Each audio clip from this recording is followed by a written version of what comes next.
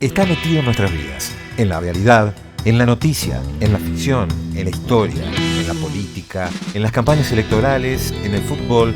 Se lo toca, se lo gasta, se lo nombra, se lo invoca, se lo ignora, se lo carece, se lo amarroca. Dólar Argento. Dólar Argento. Diálogos sobre una obsesión nacional.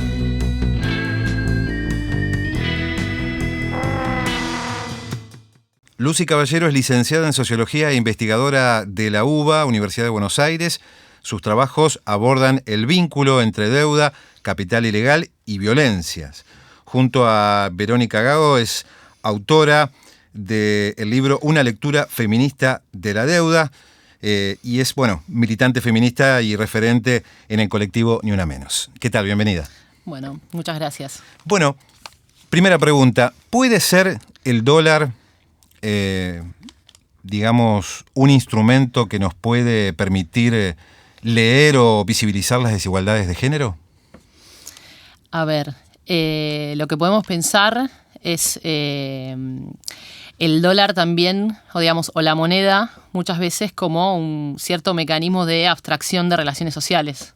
Y en ese sentido me parece que puede funcionar, En lo que nosotras proponemos en el libro es justamente tomar las cuestiones financieras, donde nosotras elegimos el dispositivo de la deuda, pero también podría pensarse el mismo método para pensar la cuestión de la moneda, hacer justamente un movimiento de contraabstracción con lo que se propone abstracto, con lo que se propone despersonalizado, con lo que se propone despegado o alejado de los cuerpos.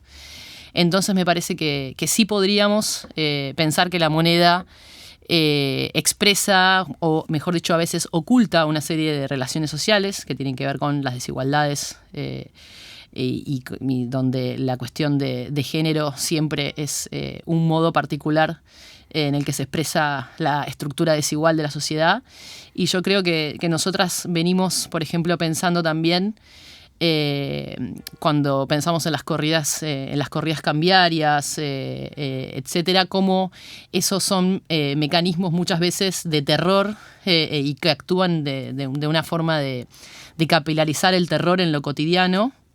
Y entonces lo que proponemos justamente es aterrizar en la vida cotidiana esos mecanismos que se proponen abstractos. Entonces pensar, por ejemplo, cómo una corrida cambiaria impacta particularmente en los cuerpos feminizados, en las mujeres, que son las que están estadísticamente mayormente a cargo de los hogares en situaciones de crisis, que son las que tienen y las que agarran o las que aceptan trabajos en peores condiciones, las que están más compelidas a aceptar trabajos precarizados. Entonces me parece que sí podríamos pensar como juntamente un mecanismo de chantaje, como una corrida cambiaria, tiene efectos concretos en la vida cotidiana, y eso es algo que se puede mirar con una metodología feminista. A propósito de esta corrida cambiaria que vos te referías, en junio del año pasado, cuando la Cámara de Diputados le estaba dando media sanción a la legalización del aborto, por esas horas también el dólar pegaba una nueva disparada y comenzaba la crisis que llega hasta nuestros días. ¿Qué relación hay entre esos dos hechos, si los hay, digamos? Bueno, eso es una pregunta muy interesante porque muchas veces estamos acostumbrados y acostumbradas a pensar lo financiero o lo financiero, ya sea los bonos, la cuestión de la deuda, la cuestión de las corridas cambiarias, despegadas de la conflictividad. Es decir, pareciera que actúan, es un mundo que actúa en sí mismo. Y nosotras lo que venimos diciendo es que justamente esos mecanismos, porque ya son mecanismos de disciplinamiento, ¿no?, responden a cierta temor de los mercados, o de los, mejor dicho, de los mercados, pero de los grupos concentrados de poder, a ciertas instancias de organización colectiva que vienen a cuestionar justamente relaciones de subordinación. Entonces, para nosotras, las corridas a veces, o en general, responden a cuando los diferentes actores de lo que conforman el mapa financiero se ven amenazados justamente de poder profundizar pueden ser en planes de ajuste y entonces lo que hacen es justamente producir chantajes en la vida cotidiana. Entonces para nosotras hay una relación directa. Nosotras hicimos, en el libro ponemos la corrida la marea verde también, a la marea verde le contrapusieron la corrida verde. Para nosotras tiene que ver con una idea de un modo de responder a esa potencia que se ve de los cuerpos en las calles con un chantaje financiero, que lo que puede pensarse también es como una fuga de potencias. Es como un mensaje. Ustedes ahí, todas reunidas, cuestionando la dimensión patriarcal del capitalismo, y nosotros a eso respondemos abstrayendo esa potencia de los cuerpos juntos y en 2 días generando condiciones de empobrecimiento generalizado. Para nosotras eso son reacciones al poder de veto de los movimientos sociales. ¿A qué se refieren en su libro cuando hablan de un diferencial de explotación cuando la endeudada es una mujer? Bueno, nosotras en el libro, cuando proponemos el diferencial de explotación, lo que estamos diciendo es que la relación, digamos, que el capitalismo está intrínsecamente relacionado con las desigualdades de género, y que esas desigualdades de género son leídas por las finanzas y son explotadas, digamos, son aprovechadas.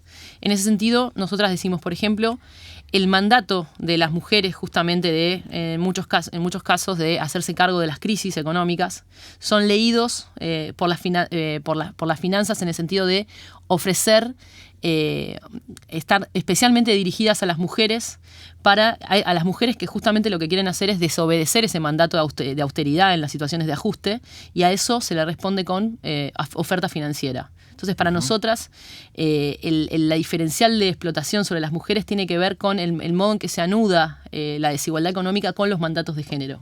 Entonces, hay una diferencial de explotación también porque las mujeres son las que tienen los peores trabajos y los trabajos más desvalorizados y los trabajos no reconocidos. Y sin embargo, esos trabajos, esos modos de trabajar son reconocidos por las finanzas, porque hoy justamente los sectores populares y los sectores que no tienen un salario formal son los que están más endeudados. Y particularmente la oferta financiera está dirigida hacia las mujeres. Entonces, para nosotras hay un diferencial de explotación en el modo en que se anuda la explotación financiera con los mandatos de género. ¿Consideras que las deudas en el plano personal son una huella del neoliberalismo y que el dólar es su unidad de cuenta, podríamos decir? Yo creo que hoy en este momento, por ejemplo, yo diría que sí. En este momento, por ejemplo, el endeudamiento de la vida cotidiana está directamente relacionado a la dolarización de los alimentos. Entonces, ahí nosotras vemos dos procesos. Por un lado, cómo se financiarizan derechos sociales, es decir, se accede cada vez más a derechos sociales a través de inclusión bancaria, y a la vez cómo lo que hay es cada vez más una sustitución de ingreso por deuda. Es decir, hoy en día, con la dolarización de las tarifas y con la dolarización del mercado de alimentos, cada vez más hay que tomar deuda para acceder a bienes básicos con los que antes se accedía con un ingreso. Es decir, que hoy, por ejemplo, los ingresos por los subsidios sociales están funcionando más como una garantía para tomar deuda que como un ingreso para satisfacer necesidades. Y en ese sentido yo creo que lo que implica la dolarización de ciertos mercados sensibles de la economía hace que las economías domésticas estén compelidas a endeudarse. ¿Qué sería una lectura feminista de la deuda?